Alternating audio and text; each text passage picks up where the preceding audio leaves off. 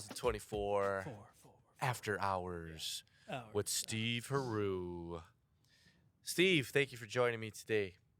It was against my will. It was against your will. Pulled you away from the place over there in the lobby where a lot of people are gathering. Yeah, no, I pulled you over here because Steve is an MC. He's been MCing the Illinois and national events with Fred Astaire for a good amount of time now. So you've got quite a good experience under your belt. You're great on the mic. You've seen many things in the ballroom, sir. Sure. You know, the good, the bad, and the ugly. And, you know, we're looking for a little bit of information on things you want to be aware of in the ballroom and things that you see that are like, you definitely don't want to do this, but you definitely should do this.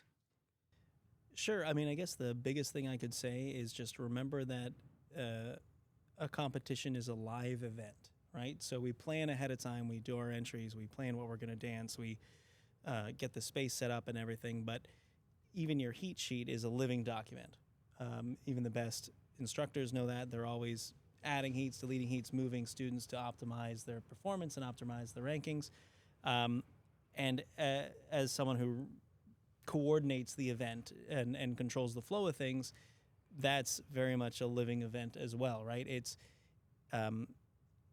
if everything went according to plan, my role would not be necessary. Really? Yeah, because if it could just be people would walk out, it would say the heat number on the screen, music would start and they'd dance, then they'd leave, and then the next thing would happen, but nothing ever goes according to plan. So what happens that throws it off? What doesn't happen? Just say it. No, teachers miss their heats. We go ahead of schedule, we go behind schedule. The way the program is built sometimes is a whole science in and of itself, but sometimes it doesn't take into account things like costume changes or teachers being where they need to be. The biggest thing I can say is trust your heat sheet, but don't take it as gospel. Because sometimes we jump ahead, sometimes we jump behind.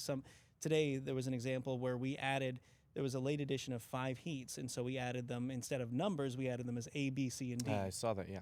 And so there was some confusion, but at the end of the day, everyone got to dance, and it was fine, but that wasn't in the program. That was something we called an audible on. So, and literally, it's a sports term, I know, and I'm not very good at the sportsing, but... That's the first time you laughed all night, Bradley. The sports is not my specialty. But it literally is an audible where at the end of the day... Change of play, yeah. Right. And I'm sort of, as the MC, it's my role to sort of be the focal point and communicate what's going on behind the scenes between the chairman and the judges and the scrutineer and the organizer to everyone else to make sure everyone's in the place they can be.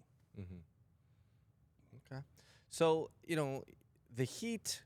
and the programs and the heat sheet that the students have, that generally usually doesn't change in order. For example, we've got waltz, tango. That 99.9% of the time doesn't change. But sometimes when we have something like the solos and showcases, because that kind of happened tonight, right? We try to go in order, right? So if I'm solo number 18 and that's at 7 o'clock, Sure. Should I show up at 6:50 because I'm going to be at 7 o'clock? No. So permission to speak freely? Please do. Sure. So this is after hours, baby. The Chicago region in particular seems to struggle with, because they've been in other busier regions that we don't even need a deck captain. We don't need a chairman. We run the solos and showcases in order, and everyone's there, and everyone's ready. 45 showcases in a row. So it's possible. So what are we doing wrong? Or what are, not just us, but this happens all over the country. Yeah. There are some regions or comps that do it perfectly set up this way, but the majority do not. So what is the issue with that? Why? I don't know. Okay, good. I mean, and that's Steve Heroux on Real Ballroom Talk. I think a lot of it comes down to, again... Did I say it wrong? Gosh, we got to change the name. I keep saying my title wrong. A lot of it comes down to, I think, preparation and understanding of the process, right? When we put together, again, behind the scenes, when we put together the program and the order of the solos and showcases, it's intentional. I mean, I'm fortunate to be married to the most beautiful scrutineer and the best scrutineer in the business, in Melanie Champ Heroux, and I know she belabors that thing to make sure that students have enough time to change between heats and teachers have enough time to change between heats, and it's crafted specifically to make sure that it flows consistently. And we even time it down. So to give you a very minute answer, we plan for 2.5 minutes per solo showcase or novelty. Okay. Specifically. And we were 2.5, 2.5 minutes? Yes. Okay.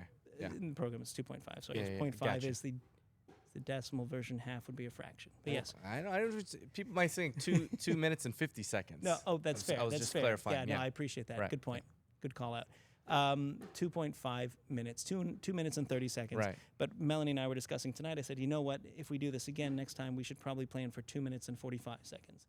And that sounds like a small adjustment, but that extra 15 seconds would mean we would have been more directly on time, because sometimes a showcase gets a little bit more applause. Sometimes there's a complicated novelty setup. Sometimes The music doesn't play. the music doesn't That play. happened tonight, right? Or the It wrong did. song. But yeah, it was the wrong track. I mean, and I've been on the teacher side of things, so I know how that goes. Sometimes when you're building a showcase with a student, you know, the song takes many iterations, right? You have one edit, then you add another edit, then Right. you add a pause, and you get so used to practicing in the studio off your phone, and then you're excited, and then you go to the comp, and you're like, oh, you brought it, right?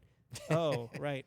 And so even that little bit of preparation that again, I usually look to the teacher to handle, that bringing it on a USB drive, a thumb drive, that little detail makes all the difference, because that means that our music person has the music.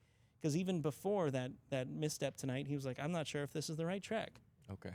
but it's the one I have. And it wasn't. Yeah. It's the one That's I all have. he can do. Right. He can only play what he has. So that's another example of how things can go sideways, and you sort of go, okay, here we go. Yeah. So teachers preparing the music properly with the DJ ahead of time, Correct. preferably USB. I know Jason's big on that. I still Yes. try to email it when I get here, and it drives him nuts. I'll work Yeah. on that. But it sounds like, but specifically with the solos and showcases too, you know, it's, you know, sometimes the teachers don't want to, and the students don't want to go in the order that they're listed. Sure, yeah. And that you know, I'm not saying that's right, but that is a real thing. Like, oh, I don't want to go yet. I want to go last. Right. I think I've been there with my students quite a few times. But that's part of Maybe the you problem have. too. Yeah, it can be, and that at the end of the day, I mean, you're navigating that balance between the flow of the organization or servicing your student, or making sure that everybody's happy. You know, that's honestly, that's above my pay grade. I just say the words on the page. But you are aware that we get behind when these things happen. Yeah, absolutely. And it's frustrating for you because your job is you're the maestro, organizing it, keeping it on time, and that throws it off. I try to keep things on time. We used to run a lot more ahead of time, and then we recalibrated the way we build programs again to be more accurate. Because it's our goal that if your program says you're going to do XYZ Tango at 2:53 in the afternoon on Saturday, that it starts within 5 minutes on either side of that. That's our goal. You know, if we're running 20, 30 minutes early, it can be nice if you get out for an extra break, as long as the students are all getting their time to dance, and we never, ever cut that time short. Right. Really, it comes down to, as an MC, and this is from Charlie Penatello, one of my mentors in the business, every word I say is a second. So if you have, you know, if the program is built with 84 seconds and I'm saying 30 words, which sounds like a lot, but it isn't. If I say, and heat number 438 is a waltz. We have 7 couples, couple 208, couple this, couple that, couple places, please, music, here we go. That can be Valuable 30 seconds, yeah. So instead, when we hit our flow, you'll find I start to use fewer and fewer words as the teachers know their thing. Like, so it becomes go. darn near. It becomes 238, 7 couples, waltz. Right. And Jason, and all the music people I've worked with, to them, it's all about cadence. They'll tell you they don't hear a word I say. They hear waltz. And then they hit play. That's all they hear. Yeah. That's very good. Awesome. So let me ask you this last question. So because we've seen sometimes where we do go the opposite end, we're really early. What is the allowance for the earliest you can dance your heat ahead of the program? Because there's got to be a rule there, like, okay, as long as I'm this far in the ballroom before my heat, I'm going to be safe. Right. you always want to be at least 20 minutes early, especially if it's a Steve Heroux comp.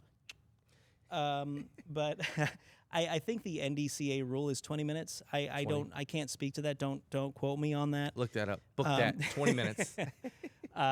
The exception to that will be if, for example, if it's the last session of the day and everyone who's dancing is already in the room, sometimes we'll push that a bit.